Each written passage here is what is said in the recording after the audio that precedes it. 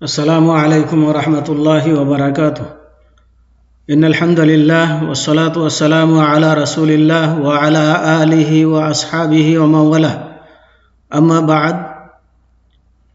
সম্মানিত ছাত্র ভাইয়েরা, আমি এখন লেভেল 3-র ফিকর ক্লাস আরম্ভ করছি। বিষয় যাকাতুল ফিতর। অনুচ্ছেদ হচ্ছে যাকাতুল ফিতর অর্থাৎ ফিতরা সম্পর্কে। ফিতরা কাকে বলে আমরা প্রথমে ফিতরা সম্পর্কে জেনে নেব।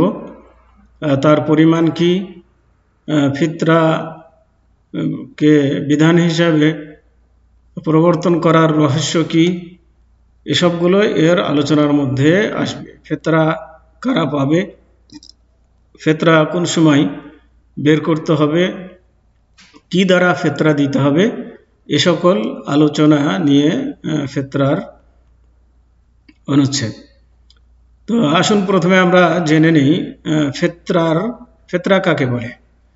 তো ফিতরার সংজ্ঞা হচ্ছে অর্থহীন ও অশ্লীল কথা বলত রোজাদারকে পবিত্র করণার্থে ঈদুল ফিতরের নামাজের পূর্বে নিঃস্ব ও অভাবগ্রস্তদের জন্য একসা খাদ্য প্রদান করাকে ফিতরা বলে।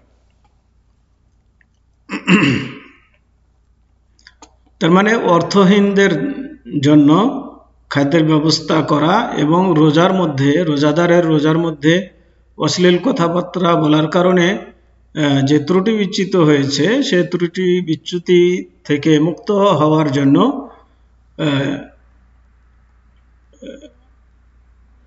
ঈদুল ফিতরের নামাজের পূর্বে একসা পরিমাণ খাদ্যদ্রব্য প্রদান করাকে বলা হয় ফিতরা। তাহলে ফিতরার মধ্যে সংজ্ঞা থেকে আমরা যেটা বুঝলাম সেটা হচ্ছে যে ফিতরার হচ্ছে দুইটি কারণ। একটা কারণ হচ্ছে যারা অর্থহীন তাদের খাবারের ব্যবস্থা করা, আর দ্বিতীয় কারণ হচ্ছে যারা রোজা রেখেছে তাদের রোজার মধ্যে যে ত্রুটি বিচ্যুত হয়েছে সেগুলো দূর করা। তো ফিতরার দ্বারাতে ভুল ত্রুটি যদি কিছু হয়ে থাকে রোজার মধ্যে সেগুলো দূর হয়ে যাবে, কেটে যাবে। আর ফিতরা সবাইকেই দিতে হবে, এজন্য ছোট বড় সবার পক্ষ থেকে ফিতরা বের করতে হবে যাতে করে অভাবগ্রস্তদের খাবারের একটা ব্যবস্থা হয়ে যায়। এই জন্য ফিতরা রোজাদারও আদায় করবে, যারা রোজা না রাখে তারাও ফিতরা, তাদের পক্ষ থেকেও ফিতরা আদায় করতে হবে। যেমন ছোট বাচ্চাদের পক্ষ থেকেও ফিতরা দিতে হবে। আচ্ছা, ফিতরার পরিমাণ কতটুকু, কি পরিমাণ ফিতরা দিবে? তো দেশবাসীর খাদ্যের একসা, মানে দেশবাসী যে খাবার খায়, যেমন আমাদের বাংলাদেশে প্রধান খাদ্য হচ্ছে চাউল, তো চাউলের একসা পরিমাণ দিয়ে দেবে, অথবা গমের একসা পরিমাণ দিয়ে দেবে। আর একসার পরিমাণ হচ্ছে প্রায় 2 কিলো 40 গ্রাম, এটা কারো মতে, আর অন্য কারো মতে হচ্ছে 3 কিলো 225 গ্রাম। এটা তার মানে এখানে আসলে সা হচ্ছে একটা মাপার পাত্র, ওজন করা জিনিস নয়। এটা কোনো একটা পাত্র, যে পাত্র দ্বারাতে জিনিস মাপে, এটাকে সা বলা হয়। তো এই সা দ্বারা যদি বিভিন্ন রকমের জিনিস মাপা হয় তাহলে বিভিন্ন রকমের ওজন হতে পারে, যার কারণে এক একজন এক এক ধরনের ওজন বলেছেন। তো যাই হোক, শেখ বিন বাজ রহমতুল্লাহ আলাই 3 কেজি পরিমাণ বলেছেন। 3 কেজি যদি দেওয়া হয় তাহলে কম হবে না, বেশি হবে তো কম হবে। এক সা 4 মুদের সমপরিমাণ হয়, এবং মুদ মাঝারি ব্যক্তির 1 খাবলার সমপরিমাণ হয়। তার মানে মাঝারি ব্যক্তির 1 খাবলাতে 1 মুদ হয়। তো এরকম 4 খাবলা হলে পরে 1 সা হবে। তো এটা হলো সায়ের পরিমাণ। তাহলে আশা করি সা কতটুক শস্যকে বা কতটুক জিনিসকে বলা হয় এটা বুঝতে বাকি থাকলো না। কেজির ওজনে যদি মাপা হয় তাহলে কারো মতে 2 কেজি 40 গ্রাম, আর বা 3 কেজি 225 গ্রাম, এরকম। আর যদি খাবলা দিয়ে মাপা হয় তাহলে পরে মাঝারি ধরনের ব্যক্তির এক খাবলে যতটুকু উঠবে এটাকে বলা হয় 1 মণ। তো এরকম 4 খাবল শস্য উঠালে সেটা 4 মুদ হবে এবং 4 মুদে 1 সা হবে। ফিতরাকে বিধান রূপে প্রবর্তন করার রহস্য। ফিতরাকে কেন ফরজ করা হয়েছে সেই রহস্য হলো, যেমন হাদিসে এসেছে যে ফিতরা অর্থহীন ও অশ্লীল কথা থেকে রোজাদারকে পবিত্রতার কারণ, অভাবগ্রস্তদের জন্য খাদ্যস্বরূপ, আর ঈদের দিন যাচনা করা থেকে তাদেরকে মুক্ত করার কারণ। এবং তার মানে ফকির মিসকিনদেরকে যেন ঈদের দিনে ভিক্ষা করতে না হয়, দাঁড়ে দাঁড়ে ঘুরতে না হয়, এই জন্য ফিতরার ব্যবস্থা করা হয়েছে, যাতে করে ফিতরার চাউল নিয়ে বা জিনিস নিয়ে তারা যেন ঈদের আনন্দে শরিক হতে পারে এবং ঈদের দিন যেন তারা খুশি করতে পারে, দুটো খেতে পায়, এই ব্যবস্থা করা। এবং রোজার মতো মহৎ কর্তব্য পালনে আল্লাহর কৃতজ্ঞতা প্রকাশ করার কারণ। তো রোজার মতো একটা গুরুত্বপূর্ণ আল্লাহর বিধান যে পালন করতে পেরেছে, এই পালন করার জন্য আল্লাহর শুকরিয়া আদায় করার জন্য ফিতরা দেওয়ার বিধান করা হয়েছে। এবং প্রত্যেক মুসলমানের উপরে ফিতরা ওয়াজিব, বয়প্রাপ্ত হোক অথবা অবয়প্রাপ্ত হোক অথবা বয়প্রাপ্ত হোক, মানে বয়স্ক লোকের জন্য ফিতরা দিতে হবে এবং অপ্রাপ্ত বয়স্ক লোকের ছেলেদের পক্ষ থেকেও ফিতরা আদায় করতে হবে।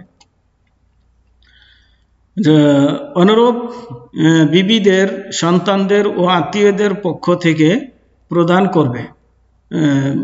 বাড়ির যে মালিক গার্জেন, সে তার স্ত্রী, ছেলে মেয়ে এবং তার অধীনস্থ যারা আছে, তার সাথে যারা খায়, তাদের পক্ষ থেকে প্রদান করবে, যার উপর তাদের খরচ বহন করা আবশ্যক। মানে যাদের খরচ বহন করা তার আবশ্যক, তাদের পক্ষ থেকে ফিতরা আদায় করবে। ভ্রূণের বা গর্ভস্থ সন্তানের পক্ষ হতে ফিতরা প্রদান করা মুস্তাহাব।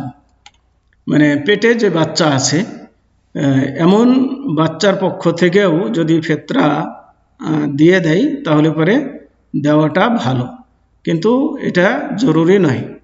কিন্তু যারা সন্তান জন্মগ্রহণ করেছে, ছোট আছে, রোজা রাখে না, তাদের পক্ষ থেকেও আদায় করতে হবে, আদায় করা জরুরি। মর্মে হাদিস এসেছে, আন ইবনে উমর রাদিয়াল্লাহু আনহুমা ক্বালা ফারাযা রাসূলুল্লাহ সাল্লাল্লাহু আলাইহি ওয়াসাল্লাম যাকাতাল ফিত্র সা'আম মিন তামরিন আও সা'আম মিন শাঈরিন আলাল আবদি ওয়াল হুররি ওয়াল যাকারি ওয়াল উনসা ওয়াস সাগীরি ওয়াল কাবীরি মিনাল মুসলিমিন ওয়া আমারা বিহা আন তুআদ্দা ক্বাবলা খুরুজিন নাসি ইলাস সালাতি। অর্থাৎ ইবনে উমর রাদিয়াল্লাহু তাআলা আনহু থেকে বর্ণিত। এখানে ইবনে দুইবার আছে, এটা একটা অতিরিক্ত, এটা বাদ যাবে, একবার ইবনে উমর বললেই হবে। ইবনে উমর রাদিয়াল্লাহু তাআলা আনহু থেকে বর্ণিত, তিনি বলেন, আল্লাহর রাসূল সাল্লাল্লাহু আলাইহি ওয়াসাল্লাম মুসলিম দাস ও স্বাধীন ব্যক্তি, নর নারী এবং ছোট বড় সকলের প্রতি সাদকায়ে ফিতর 1 সা খেজুর কিংবা 1 সা জব নির্ধারিত করে দিয়েছেন। এখানে স্বাধীন বলতে মানে আগে মানুষ কেনা বেচা হতো, তো যারা বিক্রিত নয় তাদেরকে বলা হয় স্বাধীন মানুষ, আর যাদেরকে কিনে নেওয়া হয়েছে দাস হিসাবে, তারা হচ্ছে দাস, ওরা স্বাধীন নয়। তো যদি কারো নিকটে দাস থাকে তাহলে দাসের পক্ষ থেকেও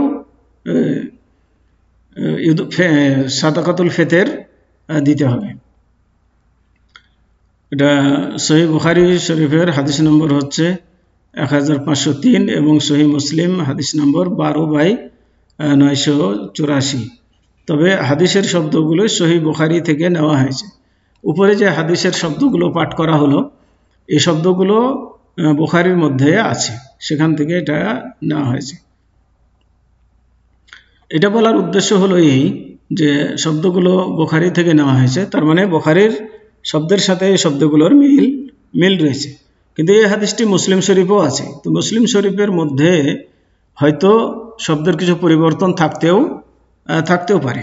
তো এই জন্য এটা সতর্কতার জন্য, যাতে করে মানুষ মানে দ্বিধাদ্বন্দ্বের মধ্যে না পড়ে, এই জন্য কথাটা বলে দেওয়া হলো। ফিতরা প্রদান করার সময় ফিতরা কখন দিবেন? আমাদের দেশে দেখা যায় রমজান মাস শুরু হওয়ার পর থেকেই ফিতরা দিতে আরম্ভ করে, কিন্তু না, ফিতরা দেওয়ার একটা নির্ধারিত সময় রয়েছে, সেই সময়ের মধ্যেই দিতে হবে। এটা যেমন সময়ের আগে দিলেও ফিতরা হিসেবে হবে না, আবার সময়ের পরে দিলেও সেটা ফিতরা হিসেবে আদায় হবে না, সাধারণ সাদকা বা দান হিসেবে গ্রহণ হবে। এই জন্য সময় মতো ফিতরা আদায় করতে হবে। এই জন্য আল্লাহ রসুল সাল্লাল্লাহু আলাইহি ওয়াসাল্লাম ঈদের নামাজের পূর্বে ফিতরা প্রদান করার নির্দেশ দিয়েছেন। ঈদগাহে যাওয়ার আগে ফিতরা দিয়ে যাবে। ঈদের একদিন কিংবা 2 দিন পূর্বে প্রদান করা বৈধ। তার মানে ঈদের দিন ঈদগাহে যাওয়ার আগে ফিতরা দেওয়া, এটা হচ্ছে উত্তম সময়। আর প্রয়োজন যদি দেখা দেয় যে এই সময়ে বের করতে পারবে কি পারবে না, বা মানুষের কাছে পৌঁছাতে পারবে কি পারবে না, এমন যদি দ্বিধাদ্বন্দ্ব থাকে, তাহলে ঈদের একদিন আগে অথবা 2 দিন আগে ফিতরা বের করা যাবে এবং মানুষদের কাছে পৌঁছানো যাবে। তবে ঈদের দিন ঈদের নামাজের পূর্বে প্রদান করাই উত্তম।